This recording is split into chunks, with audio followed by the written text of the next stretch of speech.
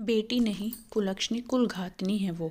आज मन बेहद उदास है। मेरा मन इतना खाली हो चुका है कि ज़रा सी आहट मेरे खाली मन से टकराकर जोर जोर से गूंज रही है।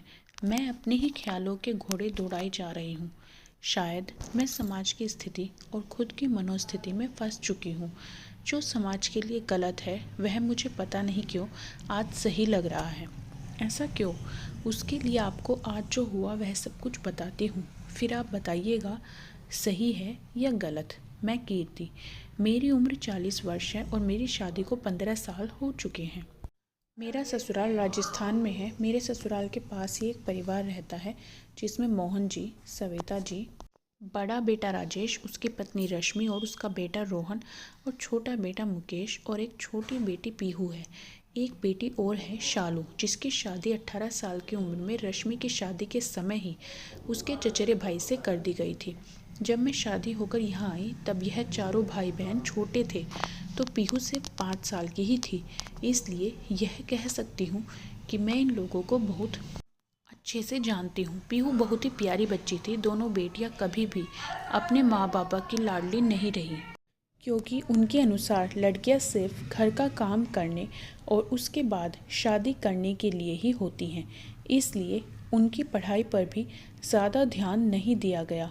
तो अब आप सोच ही सकते हैं, जब बेटियों की यह जगह है तो बहू की तो क्या होगी।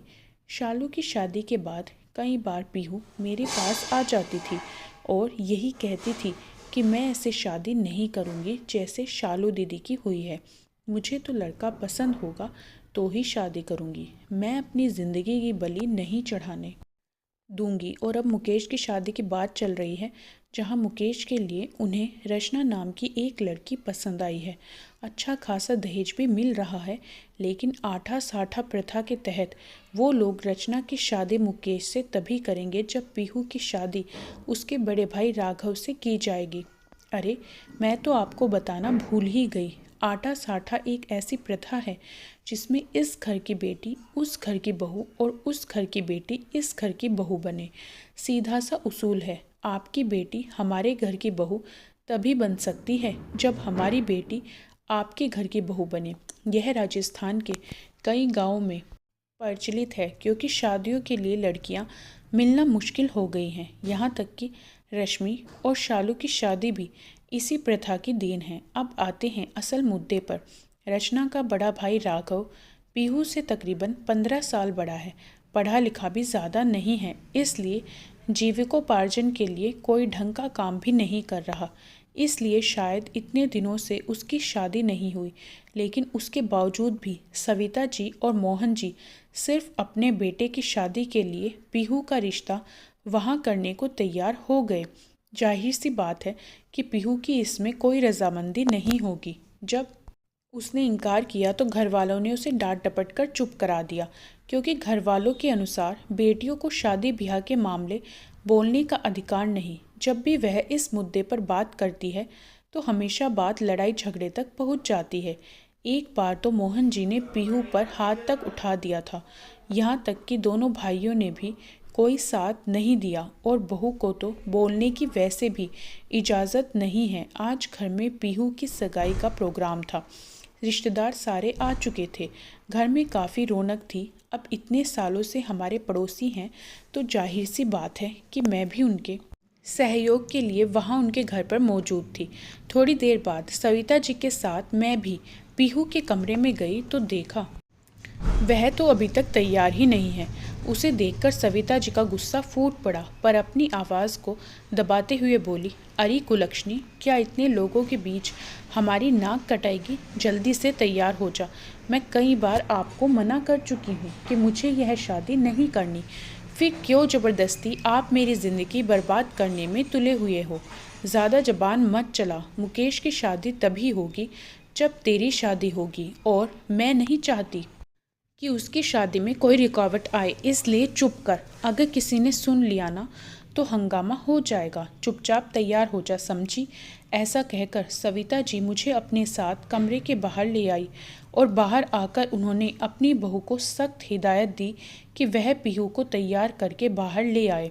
बहू आनन फानन में सारा काम छोड़कर पीहू के पास गई और उससे कहा, पीहू जी, जिद मत कीजिए, जल्दी से तैयार हो जाइए, लोग बैठे हैं, तमाशा हो जाएगा। घर की इज्जत की बात है तो फिर घर की इज्जत के लिए मैं अपनी बलि चढ़ा दूं? क्या यहाँ बैठे लोगों को दिख नहीं रहा कि मेरे साथ गलत हो रहा है? आ गए सब यहाँ तमाशा देखने। अब आए हैं तो तमाशा देख कर ही जाएंगे। मैं शालू दीदी नहीं हूँ। आप छोड़िए इन बातों को और जल्दी से तैयार हो जाइए। खैर, पीहू जैसे तैसे तैयार हुई।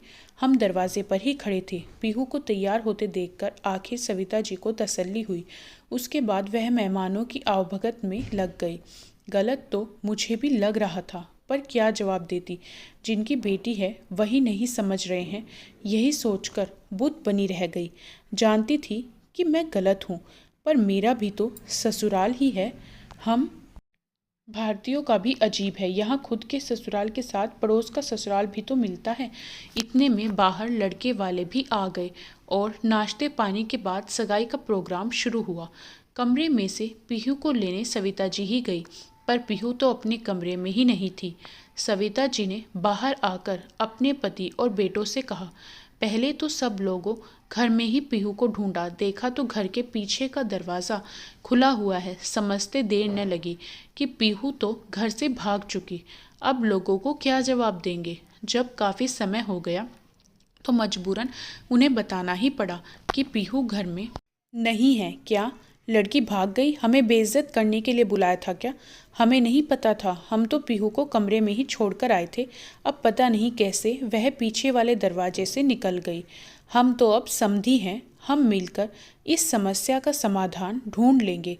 आप कृपया शांति बनाए रखें। काहे के समधी? आपकी बेटी तो हमारी नाक कटा के चली गई। अब भूल जाइए कि हमारी बेटी आपके घर की बहू बनेगी।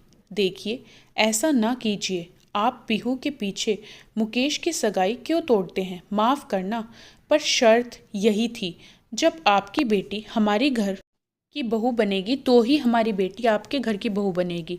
अब कोई शादी वादी नहीं होगी। ऐसा कहकर लड़के वाले तो वहाँ से निकल गए। पीछे लोग बातें बनाते रहे। कैसी बेटी है, अपने माँ बाप की इज्जत को मिट्टी में मिलाकर भाग गई। अरे, ऐसी लड़कियां कुलक्षणी होती हैं, उन्हें कहाँ किसी की इज्जत से कोई लेना देना। अरे, अब मेरे मुकेश की शादी का क्या होगा? वह कुलक्षणी कुलघातिनी अपने साथ साथ अपने भाई की जिंदगी बर्बाद करके चली गई। पैदा होते ही मर जाती तो अच्छा था। अब की बार सविता जी ने कहा, मर गई वो मेरे लिए नहीं।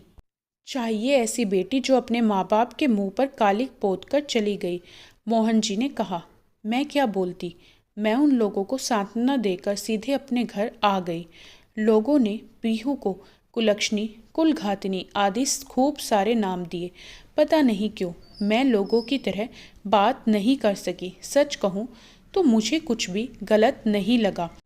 जब वह बच्ची बार बार कह रही थी कि उसे यह रिश्ता मंजूर नहीं, तब अपने बेटे की शादी के लिए उसकी बलि चढ़ाने के लिए माता पिता तैयार हो गए, यह जानते हुए कि उसके लिए जो वर ढूंढा है वह उसके लायक तक नहीं। कुछ लोग इन लोगों को बहुत कहेंगे कि लड़ना चाहिए था, पर एक बात बताइए, बहुत दिन से लड़ ही तो रही थी अपनों से अपने लिए, पर जीत नहीं पा रही थी। वह गलत कहाँ है?